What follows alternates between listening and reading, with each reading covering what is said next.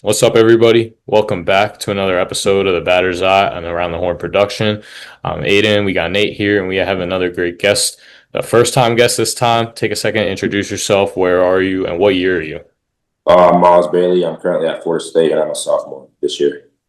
And Nate, go ahead. You got the first question. Yeah, so Miles, coming out of high school, you're a top 50 player in the country, and then you ultimately choose Florida State out of all these other big powerhouses. I want to know why Florida State was the best fit for you and why you ultimately picked them out of everyone else. Yeah, so I mean, I'm from Tallahassee, which is where Florida State's at. So I mean, it was kind of an easy choice. And they're also the first team to kind of give me a shot. So I was like, okay, I want to come here and play for these guys because they gave me a shot before anybody else did, and it was in the hometown, so it just kind of worked out. Yeah, and then even upon that, going into draft season, like you did also get drafted in the late rounds, and you went through that whole process the first time. And what was that like going through, as it went on, as it got closer to the time where you just knew you wanted to go to Florida State and develop, and obviously that's how it gets. The people that don't know the business side, you have your number, and you really want to go to college. That number is at a certain point, and you knew that. So what trust did the Florida State staff having you before even getting there? What helped them make that decision, or what helped you make that decision so easy and know that you wanted to go and develop there?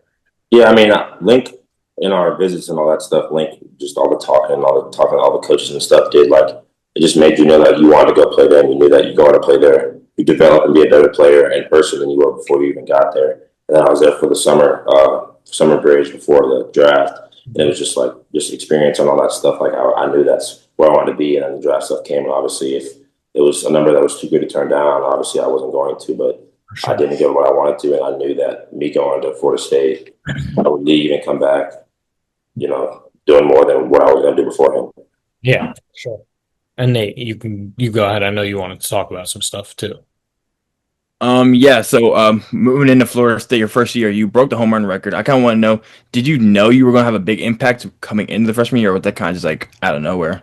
I mean, I kind of did. I mean, it's always like it's a confidence thing, going in, or you want to know going in that you're going to go in there and be the guy that you want to be and be that dude. But I mean, it wasn't I knew for sure. Like I had two guys that were older than me ahead of me when we got there, Bladen Payne, James Hankerson. And so when I got there, it was kind of, I got to beat these guys to try to win the spot. And it wasn't like I knew I was going to make an impact. They told me they wanted me to make an impact, but like obviously you have to perform and do what you need to do to get a shot at that. And then so they gave me a shot, and then I kind of as the season went on, it kind of flowed and it worked out for us. Yeah, and I mean, fall ball was you and the other big freshman in the class that came in, Hunter, were massive contributors in fall ball, and it came honestly, a little surprisingly to a lot of fans. It came with the bat to ball skills for you, especially. What was like the adjustment, I guess, both in season to unlocking the power to be able to really get that flow state and be able to kind of just control your zone, but also in fall ball to be able to change your approach to hit college pitching, because especially at Florida State in these inner squads, you're facing guys like Jamie and Mason and Joey and all the top guys in the country. Sure.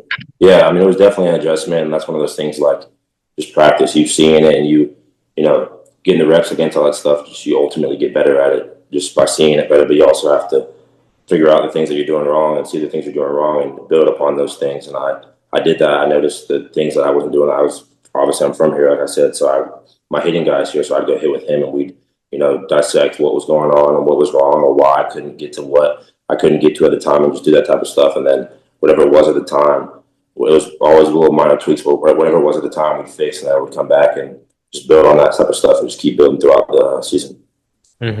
Yeah, and then like you talked about it as you guys, as you got into the season, things started flowing and you started getting regular play time, obviously right out the gate, and hitting behind a guy like, this is something I wanted to touch on, just hitting behind guys like Alex Lodis and other guys in your lineup, but directly behind him, especially in that meat of the season where he was hitting leadoff and you were in the three hole, or they would switch things around, and it was fun to watch Link move the lineup around. But what does hitting behind such good hitters do for you, and how does that impact your approach as well? Because now you almost always had a guy on base, especially with the way Alex swings. He's really aggressive, and he always found his pitch early. And not being able to see a pitcher that much and know he's stressing about a runner already and having that pressure on you, what is that like as a freshman, especially being able to just control your zone, hone that in, and play with such poise. Yeah, I mean, it kind of makes your life easier. I mean, you got Gage, Max, and Lodi ahead of you doing damage and always on base, so it just kind of makes your life easier. And you know going in that you're going to have dudes ahead of you doing what you want to do. So you see somebody else get a hit and they say, hey, it's contagious. So you see two, three guys ahead of you get a hit. You're like, all right, I'm confident. I know I can bang this guy around. And then you do it, and then you just pass the torch on and you just keep banging the guy around. So yeah, it just gives you confidence and makes your life easier knowing that the guy up there isn't bulletproof and that you can just go get him. Mm-hmm. Yeah. Nate? I want to talk about something. Coming out of high school, I want to know what was your biggest improvement from high school, jumping in straight to the ACC and making a big impact. What do you see improve? What do you improve the most to I make think it? I improved my adjustability a little more. I think earlier, or yeah, earlier before now, I didn't have as much adjustability. I think I was just gifted, so I kind of got away with it. But I think when I got to college, it exposed that I didn't have the adjustability that I needed to be able to hit the next level pitching and the high level pitching. So I needed to add some adjustability to my swing. I think when I did that is when it really took off, was when I could adjust to whatever, and my eyes could see it, my body could adjust to it, and not just be trying to sit on something and just do whatever I'm thinking I'm doing. I saw and adjusted to what I was seeing. Mm-hmm. Now, moving a little bit into some off the field stuff, just both, I think a lot of people are wondering, but both myself and Nate had to ask. I mean, built more like a linebacker, and before you got to Florida State, I mean, did you play any football? Like what was the strength and conditioning like, and what was the change like upon getting to Florida State? You know, getting to that school with top facilities, top nutritionists, strength coaches, everything all around you at your resources 24/7. So, I mean, talk a little bit about that process because obviously you're a huge guy, and it shows on the field. You have some of the best raw power college baseball has seen in recent time. Yeah, so I mean, I kind of had a good foundation, like in high school. Like I was freshman year, I was a little like not really short, but a little stubbier, and I kind of was like, all right, I gotta like make an adjustment to my body. So I was working out with Corey Fuller, doing our workouts at school, going in the morning before school, going to work out, and then doing the school workouts, and just kind of changing my body. And then just kept working at that until I got here. And I think when I really like tapped into the strength is when I got here and finally lifted on a program like with our strength coach Jamie Burleson. Like I finally got on a program and I get to start at X and then get to here and then go and just lifting just to lift. Like you go somewhere and you have a purpose for what you're doing. It's not just lifting to lift. You lift and know that you're gonna improve the next week and day by day. And that's ultimately what you're trying to do, is trying to get better every day. Yeah. Nate, you wanted to ask about especially after yesterday, you wanted to ask about something in Cary. Oh yeah, I want to know. You got invited to the training camp. I want to know what's like the face with the best freshman in the country, and how was that? And like, what can you improve on, and then what can you take away with that and take with you into next season? Yeah, I mean it's awesome. Obviously, you get to be with the best 60, however many kids it was in the country. Like it's just like an awesome experience and one that I didn't think that I would be in at this time in my life. Like I didn't know 8 months ago or 2 years ago that I was going to be playing in the USA Collegiate National Team training camp. So it was definitely it's a great experience. And just like you see all these different guys and what they do, and you're like, all right, he's doing this good. Like maybe I could do this because he's doing this, and then I can talk to him and improve on this. Or you see how these guys pitching, and he's obviously successful pitching. So you dissect what he does, and then you can take that into your next ABs, and just like at bats stuff like that, you can take away from what you're seeing the dudes do. So then it's like, all right, I know what this guy's gonna do, and I could perform off this guy, so I know I can perform off this guy, that type of thing. Yeah, and then I mean, obviously, you took that to the Cape as well, having a great experience there. I mean, learning from and facing some of the best guys. Um, just what is it? What is the experience like for guys? Because there's a couple guys, definitely a lot of guys watching this in high school. A lot of kids, going to be college ball players for sure. So talk about that experience as well. Just share your time about on the Cape. It was one of a kind experience. Yeah, 100%. I mean, my favorite part of the Cape is just meeting all the new people. Like you're on a team with guys from 30 different schools that you would never meet if you weren't at the Cape. So just like meeting those guys and getting to spend time with those guys and just like kind of interacting with people that you wouldn't meet before and hearing how baseball is and how life is from in Michigan or Iowa or California or something like that, where you wouldn't even know unless you talk to somebody from there. So just that was my favorite part, just like meeting all the new people and having that experience. Yeah, for sure. And I got to go in chronological order here, and we'll talk now. Previewing this next season. We'll do a little bit of an early preview with all our guests and Florida State. Obviously, had a great run, got through two super regionals, faced a tough Oregon State team. And this year, you guys came in, added a lot of talent through the portal, and also a lot of pitching talent. That's what I noticed. Notably, Trey Beard, my pick for ACC Pitcher of the Year this year. But just talk about some of the talent coming in and what you guys are returning. Give the fans a little sell on the team this year, and then talk about maybe what this summer and offseason has led you to notice, like what you've really wanted to improve on personally in your game to unlock a new level this year.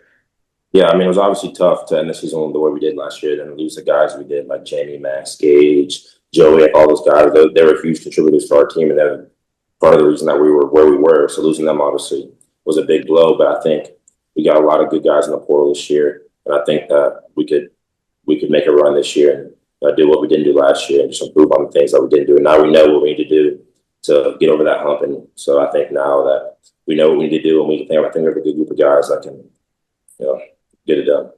Mm-hmm. Nate. Honestly, what's one thing you could take away from last year, even though y'all were heartbreak loss? What's one thing you could take away and build on to that going into next year? Honestly, I think that every game matters. I think a game or two away from hosting a super regional at home, and if we were to host it at home, I think it would have gone our way. But like a game or two away from hosting at home, I know we dropped a couple games to UNC and Louisville. I think there was one more and Wake, and so if we win a game in each of those series, one more game in each of those series, we go super regional, and then someone has to come to us, and then we have the advantage because our atmosphere is crazy. We have some of the best fans in the country. So our atmosphere and the way we play, I think if we were home, we would have, went where we wanted to go this year. So I think we just have to play as if every game matters because it does, and just win every game and not take any game for granted because at the end of the day, every game does matter. And that was last year. That was the reason why we didn't do where we wanted to get because it's just a couple games. Yeah. And so building on that, going into the season, do you have I guess the round number is 5, but I guess if you have like 3 goals individually and then 2 goals for the team going into this year that you could circle that kind of just bucket list for you going into this season. Individual goals, I don't know. I mean, I'm not obviously I have individual stats and stuff for things that I want, but I don't know. I feel like I want to hit more homers than I did last year. I want to show more bat to ball, show my hit tool a little better, just show my overall, I don't know, skill set higher or better than I did last year, just expand on what I did last year. So whatever I did last year, I want to be better at every facet of what I did last year this year. So whatever I did last year, I want to be better this year. So I think that's really my biggest goal, is just to be better than I did last year, just keep getting better. So whatever I did last year, I want to be better than that. I think as a team, I think our goal is just to win as many games as we can and fight hard. I mean, obviously you want to go to Omaha, you want to win Omaha, but I think that's the end goal, is just to win all the games you can. Yeah, for sure. Now we move on to kind of our rapid fire section, where we have our fans ask some questions and some guys. Nate, I'm going to send you a screenshot of all the questions, and we'll go one by one. You could choose. You could start, and then you could ask the first one. What'd you send me on? Text? Yeah, I texted it to you. Okay. So first off, someone wants to know what's your pregame ritual before every game.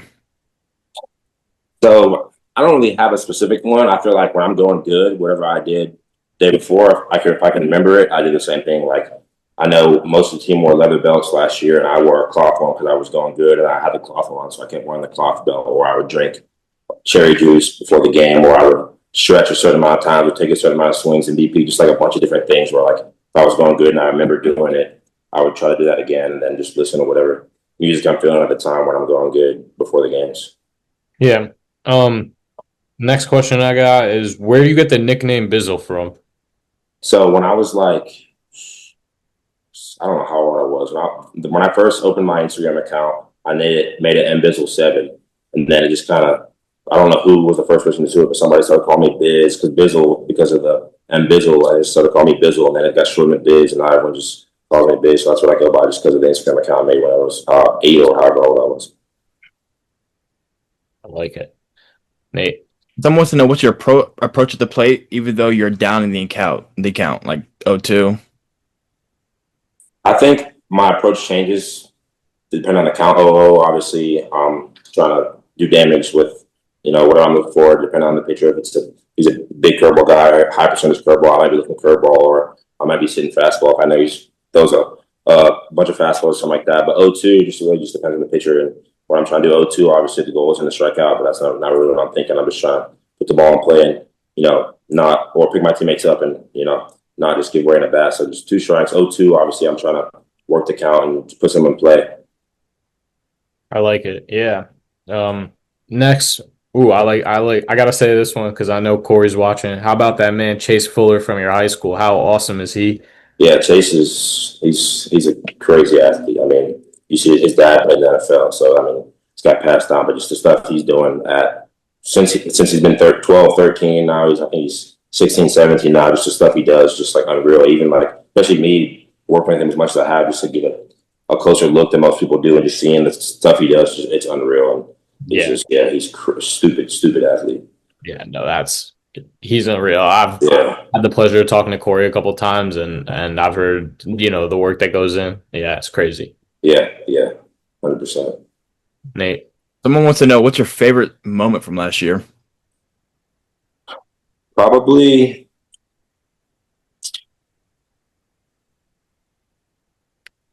probably the Grand Slam against Mississippi State in the regional game.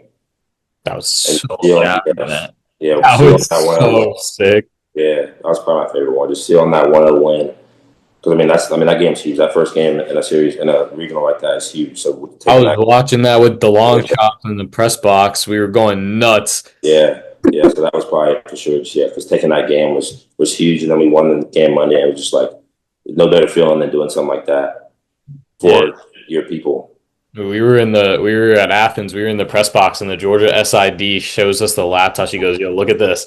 It shows us, and Jack goes nuts sitting right now. It was the funniest thing.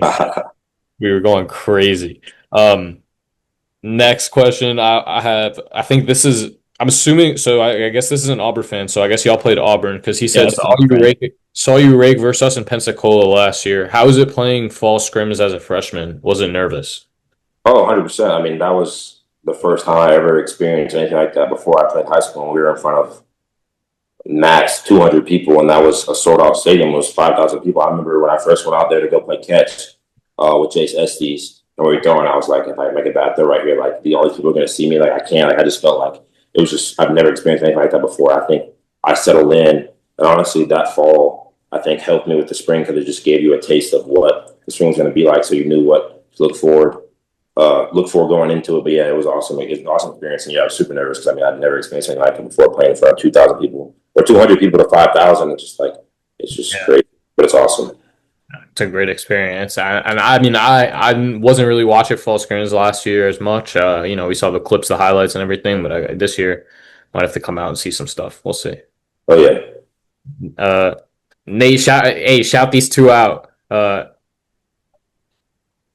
Actually, What? just the last two. Shout them out. They're trolls. Who I don't see it. The other two questions. We didn't read two. Yeah. Okay. Wait, yeah, you read it. What are you talking about? All right. Jaywalk said, "Why are you so good?" Jaywalk. I love that kid. That's another thing. Oh, they're on Florida State. Okay. I would have never met Jaywalk Jaywalk's on out of the Oklahoma. Cape. Yeah, meeting Jaywalk. That was one of the honestly because he was my roommate. Him and Trey Beer were my roommates up in the Cape. I would have never met Jaywalk if I didn't go to the Cape. So yeah, that was awesome. I love that kid. Yeah, and then Is that Bubba Terrell? Is that his name? yeah, Bo Terrell. Hey, but he said rate Captain America. If you know who he's referring to, I'm a Who? Cal? cat. Remember? Oh, bro, Chris, bro, that kid, bro. He's crazy, bro. Like that kid's actually like we're talking about Chase, but like Chris is just like I played with him. I played with him for a while. Like every event we go to, he just like shows out. Like it's crazy. Like it's just like honestly, don't know how to put into words. Like the stuff he does, is just like crazy. Like he doesn't like. He's just real. Like I don't even know how to explain it. He just gets it done. So now, now, this is an argument to be had. Nate, maybe you could weigh in on this too. This will be the last two questions. They come from me. Fill the blank. The 2024 college incoming freshman class is the best incoming class since? Talking to me? Hmm. The This one? the last year, your freshman, your incoming class, last year's incoming class is the best incoming class since. It's Is it a me it's a question? really good group of people. Looking back on it a year later, Yeah, you look back on it 1 year later, the talent that came in last year, you And have then you TK, look at Schmidt, Whitney on Oregon State. Evans, Chase Evans, Yeah, Chase Kason Evans. I Evans, mean, yeah, um, Volantis, um, who who else? There was Rembert, Bub, yeah. That last year's Case class was Fralick, crazy. Auburn. Auburn had all three of them. Yeah, That was yeah. it's a good argument. I well, don't know, honestly. I think the 2023 class is pretty good too with Rock and Burris. Yeah, that class was good, but I feel like ours was a little more depthier. Like they had It obviously definitely was those depth. guys. Yeah. I think ours was more I think depthier.